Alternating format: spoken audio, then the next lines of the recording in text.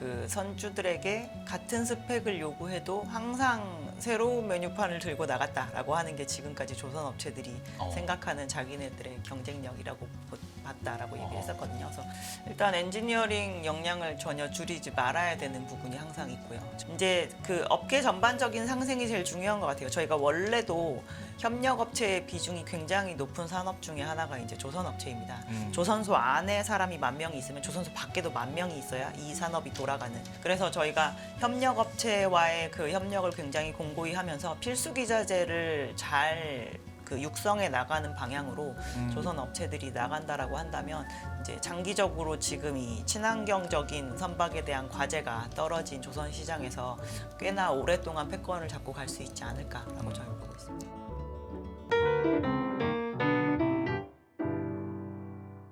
시청자 여러분 안녕하십니까. 굿모닝 포인트 경제원풍 시작합니다. 조선주는 많은 전문가들이 하반기 유망 섹터로 꼽아온 업종입니다. 조선사들의 실적이 개선되고 있고 신조선가 상승 같은 업황도 좋다는 사인이 나오고 있기 때문입니다. 슈퍼사이클이라는 말까지 나오는데요. 신영증권 리서치센터 엄경화 연구위원과 함께 알아보겠습니다. 어서 오십시오. 안녕하세요. 이게 신조선 시장, 이게 새 선박의 발주 가격을 말하는 거잖아요. 네네. 예, 이 시장이 굉장히 호황이다. 그러니까 새로 만드는 배들에 대해 수주가 많다 이런 얘기인데 전체적인 시장 동향 좀 정리해 주세요. 저희가 상반기까지만 해도 작년 상반기에 나온 수주량과 올해 상반기에 나온 수주량이 거의 비슷한 수준의 양의 발주가 나왔었는데요. 네. 올해 지금 이제 3분기가 들어서 9개월 누적 기준으로 비교를 해보면 네. 작년 9개월 동안 나왔던 수주량보다 올해 9개월 동안 나온 수주량이 더 많습니다. 예. 그래서 양적인 지표는 오히려 작년보다 좀 더 좋은 수준이기 때문에 연말까지 가면 오히려 절대적인 수주량은 조금 늘어나는 한 해가 되지 않을까 싶은 상황이고요. 네. 10월 4일 기준으로 발표된 신조선 가격은 굉장히 오래간만에 소폭 하락을 했습니다. 그동안 계속 올랐다는 얘기죠. 예, 저희가 21년 7월 이후부터 지금까지 쭉 상승을 했었는데 거의 만 3년이 조금 지난 현 시점에서 이제 하락세를 조금 보여서 최근에 그것 때문에 조금 혼선이 있긴 했는데요. 그러고 나서 그 다음 주에는 하락세를 계속 이어가지는 않았고 그냥 동일한 수준에서 유지가 되고 있고 오늘 이제 또 금요일이니까 또 새로운 지수가 발표가 될 텐데 저희가 봤을 때는 하락세 유지 가 되지는 않을 것으로 보고 있고요. 다시 재차 반등하는 모습을 좀 보이지 않을까라고 생각하고 있습니다. 평균적으로 뭐 어느 정도 가격이 상승했나요? 신조선가는? 저희가 그동안 쭉 장기적으로 지금까지는 이제 21년에 연초부터 연말까지 22%, 그 다음 해에는 5.3%, 그 다음 해에는 10%, 그리고 올해도 아마 한 10% 정도 오르지 않을까라고 얼쭉 보고 잡아도 있습니다. 40% 이상이네요. 예, 뭐 주요 선종 기준으로는 40~50%씩 선가가 다 오른 상황입니다. 그러면 이렇게 가격이 오르면 그만큼 이제 선박 회사들이 수주를 받으면 네네. 이익도 증가하고 매출도 증가할 텐데 이거 주가에 반영이 돼야 되잖아요. 그렇죠. 그렇죠. 근데 정작 관련 주가는 8월 고점 찍고 일단 주춤하면서 조정을 좀 이어오고 있는데 이게 원인 분석을 좀 부탁드리겠습니다. 주가의 흐름 패턴으로 보면은 이제 많은 분들이 23년을 기억을 하시면서 그때와 똑같은 양상이 이어지지 않을까라고 조금 걱정을 하시는 상황이라고 볼 수가 있는데요. 말씀하신 것처럼 지금까지 수주 잘 받았으니까 그걸로 저희가 좋은 실적을 보여야지 계속 좀 주가가 상승하는 부분을 지켜볼 수 있을 텐데 올해 상반기 실적 동안은 사실 그 부분을 조금 만족시켜주는 실적을 발표를 했습니다. 네. 왜냐하면 저희가 지금 만드는 배들이 21년, 22년에 수주를 한 배들이거든요. 그래서 네. 선박 가격 기준으로 변곡점을 지나는 선박을 처음으로 만들게 되는 게 24년의 실적이고 당연히 하반기로 갈수록 그리고 내년으로 갈수록 더 그 뒤에 수주를 받은 선박들을 만들 테니까 선가는 올라갈 것으로 보고 있습니다. 그래서 24년 저희가 7월 이후에 8월부터 조금 주가가 주춤했던 이유는 일단 2분기 실적이 발표되면서 굉장히 주가 상승률이 좀 높았었는데요. 이제 그러고 나서 실적이 좋아지는 거에 대한 부분은 이제 충분히 반영되지 않았을까라고 시장이 좀 보고 있는 부분이 있는 것 같고 이제 저희가 10년 동안 불황을 보낸 터라 사실 실적 개선세가 계속 이어질 거에 대해서 어느 정도 한 번씩은 의구심을 갖는 편에 해당이 되거든요.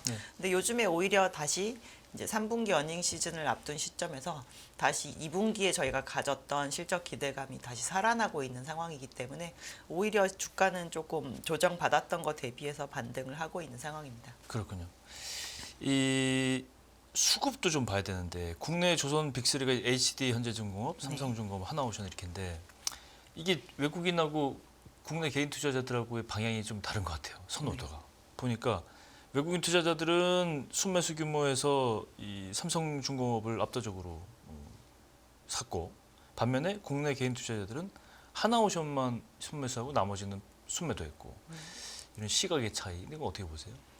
작년부터 지금까지 보면 사실 저희가 실적 가이던스를 제시를 하고 그 부분을 제대로 달성하거나 아니면 조금씩은 초과 달성해준 거의 유일한 업체가 삼성중공업이거든요. 그래서 네.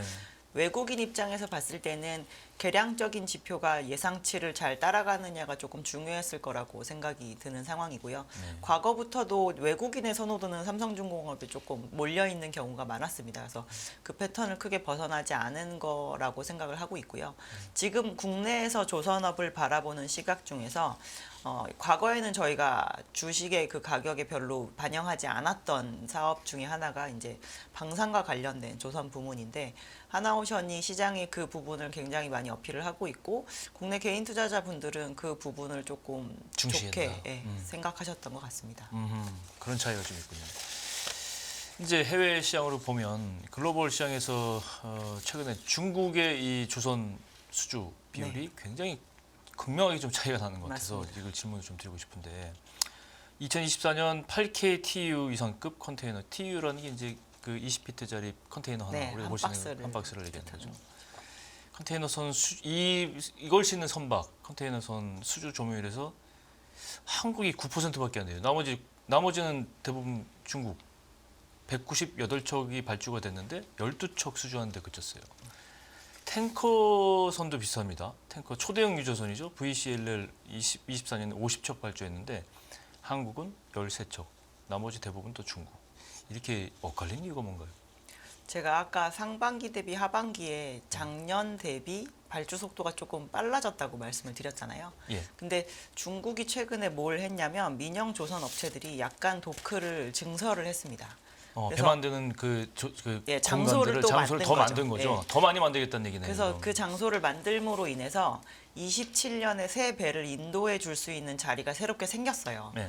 지금 국내 조선 업체들 같은 경우는 27년에는 더 이상 배를 인도해 줄 수가 없는 상황이 됐습니다. 그래서 저희가 이제 조선 업체들 입장에서 봤을 때는 얼리 딜리버리에 해당하는 슬롯이 생겼는데 일반적으로 그렇게 일찍 인도를 해줄 수 있으면 저희가 가격에 엄청난 프리미엄을 붙여서 파는 편이거든요. 빨리 만들어주니까. 그렇죠. 그래서 빨리 돈을 벌 수 있으니까 그렇죠. 그 배를 가지고.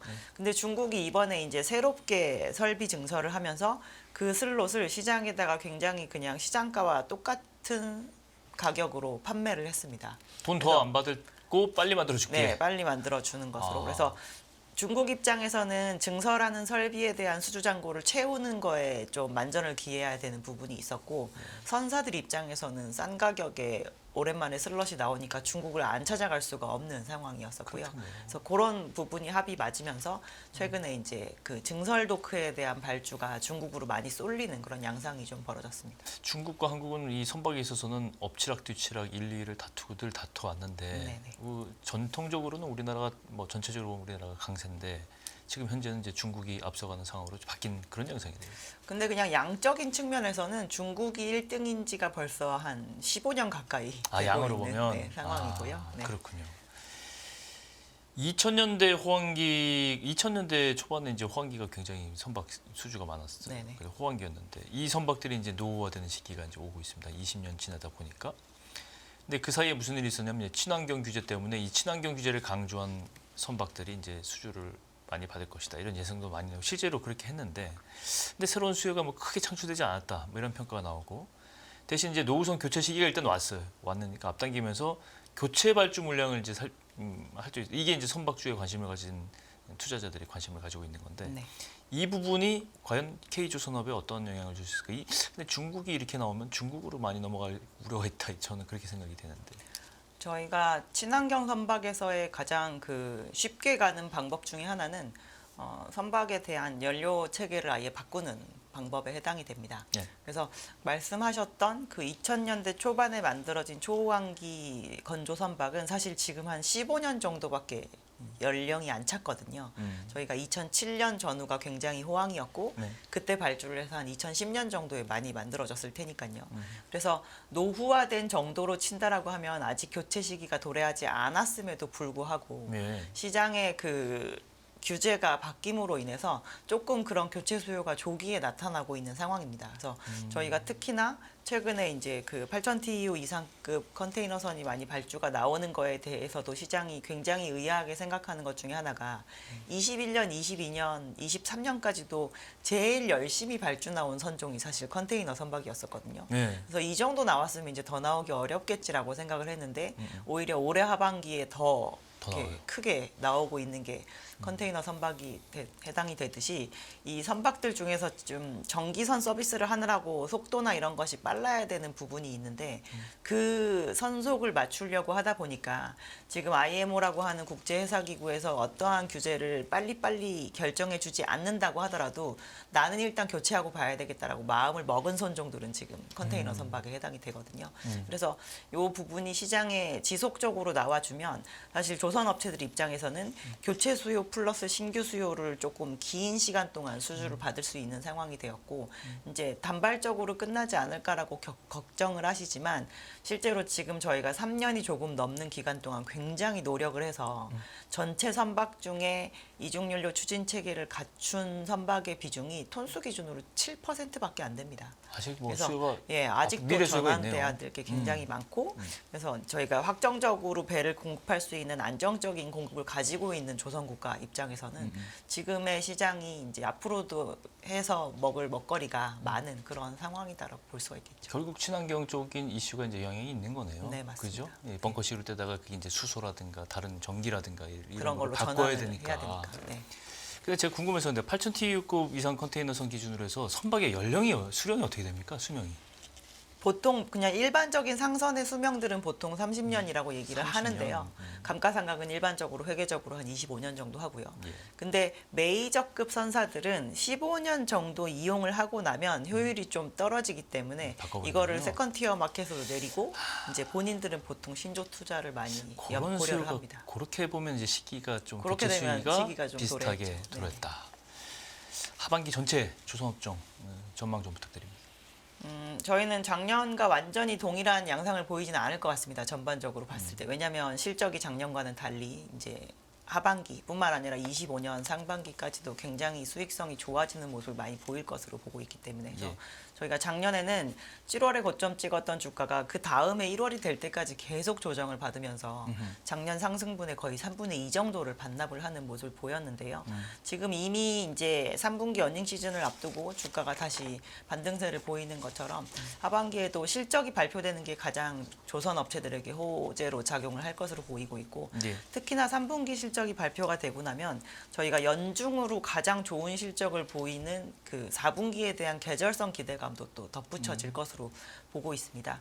그리고 대체적으로 이 선박이나 그 전방 산업에 해당하는 뭐 에너지 산업 이런 거에 대한 투자 결정이 미 대선 이후로 약간 미뤄지는 양상을 보이고 있으면서 이제 그 부분이 끝나고 나면 우리도 뭔가 방향성이 잡히겠지라는 그런 기대감도 상존해 있는 상황이거든요. 그래서 그렇군요. 하반기 저희 전체적으로 수주에 대한 기대감 그리고 실적에 대한 기대감이 모두 다 상존하는 그러한 모습을 보일 것이다라고 생각하고 있습니다. 지금 저 화면을 잠깐 돌려서 보시면 HD 현대 계열 조선사들이 이제 메이저들이 방금 세 개가 차트가 나왔는데 네네. 다 비슷합니다. 이 말씀하신 대로 이 연 중반 이후에는 가파르게 상승을 하고 네. 최근에 7월, 8월 들면서 좀 조정을 받고 모양이 똑같아요.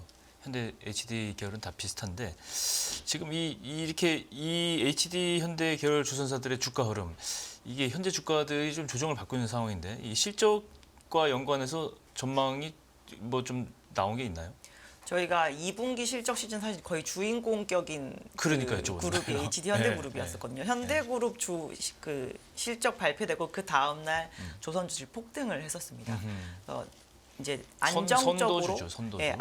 안정적으로 한 달 있을 때 중반 정도의 수익성을 보이는 조선 업체가 그 그룹사 사업 회사 중 3개 중에 2군데가 그런 모습을 보였기 때문이고 이제 상대적으로 절대 수익 회전율이 낮았던 현대미포조선이 굉장히 오래간만에 흑자 전환을 했었거든요.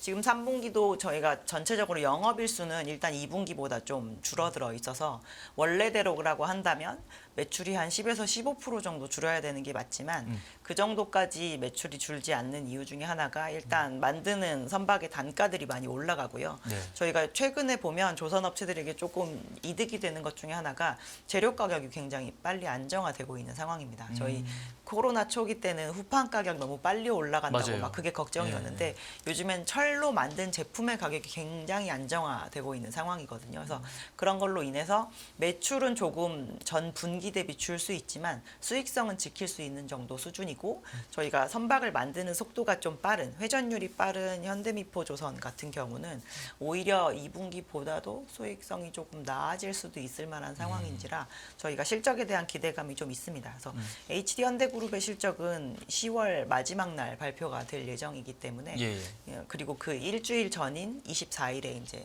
삼성중공업이 실적을 발표하거든요. 그래서 다음 주부터 그 다음 주까지 해당하는 조선 업체들의 어닝 시즌은 뭐 어느 정도 기대감을 가지고 보셔도 될 것으로 판단하고 있습니다. 그렇군요. 주가 상승에 좀 모멘텀이 돼서 조정을 좀 받은 기간 조정을 좀 받은 것 같은데. 그동안 꽤 받았기 그렇죠. 때문에. 그럼 10월 말경에는 실적이 나오기 시작하면 그때부터 다시 좀 탄력을 받을 수 있는 계기가 될 수도 있는 네네. 그런 상황이 오는 그렇게 거죠. 보고 있습니다. 전체적으로 조선업종을 보면 우리나라 대표 업종 중에 하나고 우리나라가 선도하는 업종인데 조금 큰 질문이긴 하지만 우리나라 조선업의 미래를 위한 과제 이런 것들에 대해서 평소에 많이 생각하셨을 것 같은데 어떤 것들이 좀 있을까요?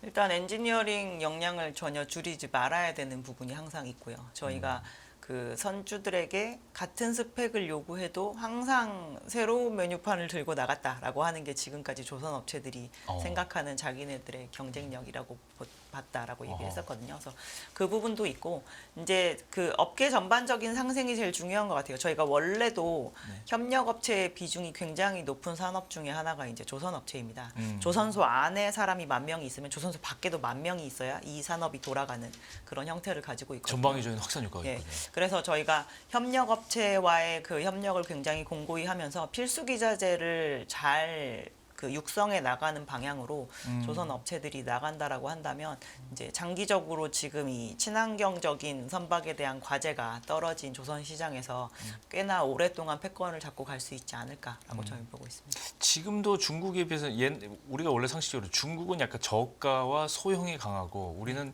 이 고급 기종 그들 기술이 많이 들어가는 기종, 대형 기종이 강하다. 이런 추세는 계속 이어진다고 봐도 되는 건가요? 대형 기종 내에서도 조금 부가가치가 떨어지는 선박에 대한 부분은 이미 중국이 꽤 많이 들어와 있는 상황이고요. 근데 요즘에 중국에 대해서 저희가 기회 요인이라고 보는 것 중에 하나가 아까 말씀드렸다시피 민영업체 중에 일부 확장도 지금 시도를 하고 있는데 생각보다 그 후방에서 잘 받쳐줘야 되는 기자재 밸류 체인이 별로 갖춰지지 않은 상태에서 협력업체들. 양적인 그런 확장을 하고 있는 상황이거든요.